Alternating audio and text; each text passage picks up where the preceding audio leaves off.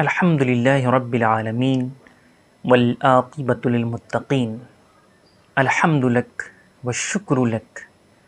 ما دامت النعماء لک اغفر لعبد قال لک الذنب لی والعفو لک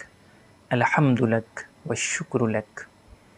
اللہم صلی وسلم وبارک علی محمد صلی اللہ علیہ وسلم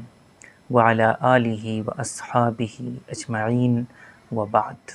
آج 2 محرم الحرام ہے، اسلامی نیا سال کا آغاز ہو چکا ہے۔ اللہ تعالی ہمیں اس بابرکت باعظمت مقدس مہینے میں اچھے سے اچھے اعمال اور خیر کرنے کی توفیق رفیق عطا فرمائے اور یہ سال ہمارے لیے خیر و برکت کا باعث بنائے۔ آج ہم نے جو اپنا موضوع سخن بنایا ہے وہ فضائل و مناقب مختصر طور پر حضرت سیدنا عمر فاروق اعظم رضی اللہ تعالی عنہ جو خلیفہ دوم ہیں، چونکہ آپ کی شہادت 1 محرم الحرام شریف کو ہوئی ہے، لیکن میں نے ترتیب کے اعتبار سے 1 محرم الحرام شریف کو حضرت ابو بکر صدیق رضی اللہ تعالیٰ عنہ کے حوالے سے میں نے کچھ گفتگو کی تھی، اور 2 محرم الحرام میں اسی ترتیب کو برقرار رکھتے ہوئے آج میں حضرت عمر فاروق اعظم رضی اللہ تعالیٰ عنہ کے حوالے سے کچھ مختصر طور پر باتیں پیش کرنے کی کوشش کروں گا۔ حضرت عمر فاروق اعظم رضی اللہ تعالیٰ عنہ آپ دوسرے خلیفہ ہیں۔ حضرت ابو بکر رضی اللہ تعالیٰ عنہ کے بعد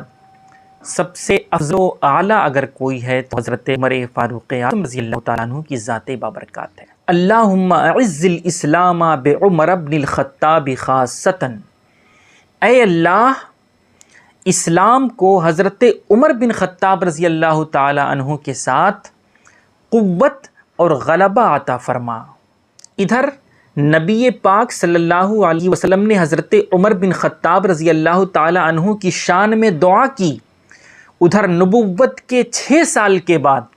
حضرت عمر بن خطاب رضی اللہ تعالی عنہ کو اللہ تعالی نے اسلام کی دولتوں سے مالا مال فرما دیا۔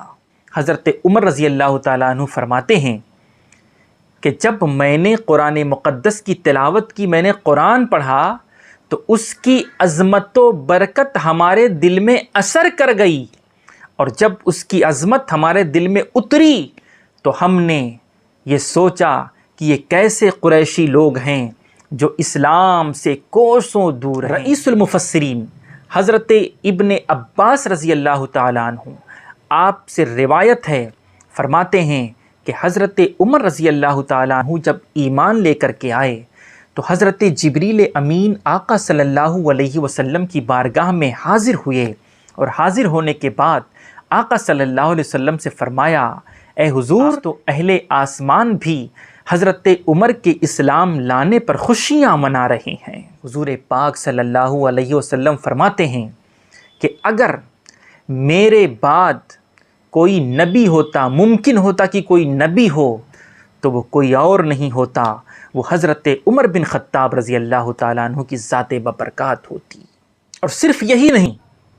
میرے آقا دوسری جگہ ارشاد فرماتے ہیں کہ آسمان کا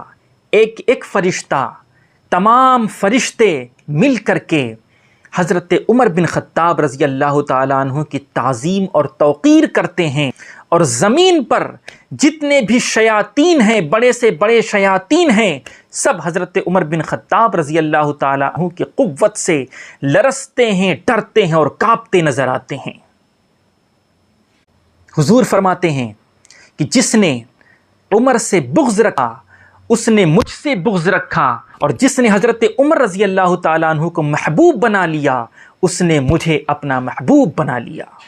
حضرت عمر رضی اللہ تعالیٰ عنہ ایک مرتبہ خطبہ دے رہے تھے، جمعہ کے خطبے میں تھے، آپ نے خطبہ کے دوران فرمایا، یا ساریۃ الجبل۔ یہ ایک ایسا جملہ جو خطبے سے نہیں ہے، جب یہ لوگوں نے سنا تو لوگ حیران ہو گئے کہ حضرت عمر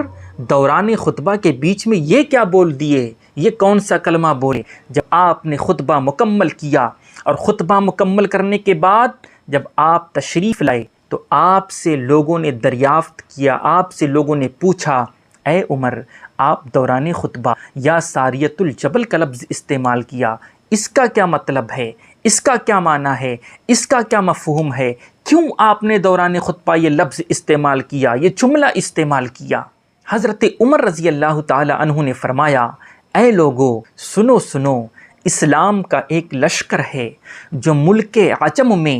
جا کر کے اور دشمنوں کے ساتھ، کفار کے ساتھ وہ لڑائی لڑ رہا ہے۔ ہم نے یہیں سے دیکھا کہ دشمنوں نے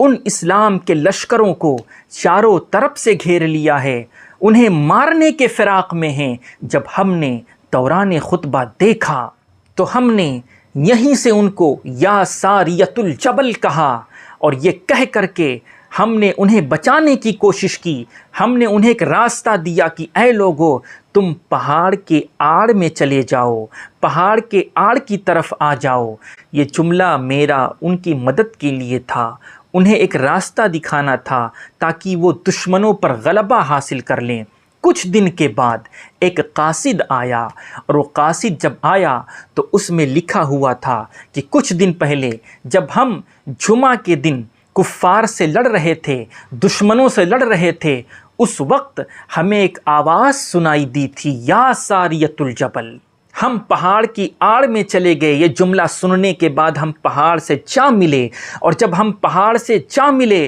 تو اللہ تعالیٰ نے ہمیں دشمنوں پر غلبہ عطا فرما دیا، فتح نصیب عطا کی، اور دشمنوں پر ہم اس طرح مسلط ہوئے کہ انہیں نیست و نابود کر دیے۔